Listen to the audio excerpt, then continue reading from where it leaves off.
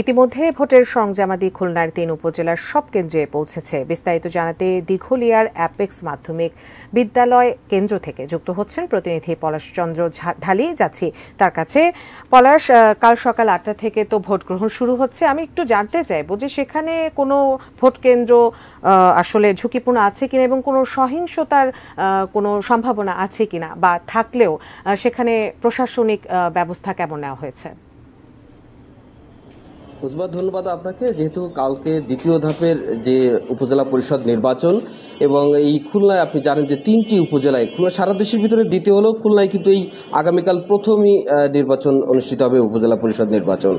আগামীকালকে খুলনার যে 3টি উপজেলা ফুলতলা, দিঘলিয়া এবং তেরোখাদা উপজেলা পরিষদ নির্বাচন। আমি এই মুহূর্তে রয়েছি তেরোখাদা দিঘলিয়া উপজেলার অ্যাপেক্স মাধ্যমিক বিদ্যালয়ে। আপনি যেমনটি বলছিলেন, ইতিমধ্যে এই কেন্দ্র সহ প্রত্যেকটি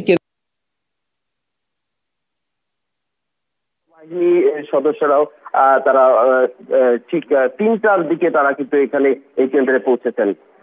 একটু আমি দেখানোর চেষ্টা করি যে এখানে এই ভোট কেন্দ্রে অ্যাপেক্স মাধ্যমিক বিদ্যালয়, এই কেন্দ্রটিতে যে এখানে প্রিজাইডিং অফিসার, সহকারী প্রিজাইডিং অফিসার, পুলিশ অফিসারগণ সবাই এখানে উপস্থিত, এবং এখানে যে ভোটের যে সরঞ্জামাদি, ব্যালট বক্স,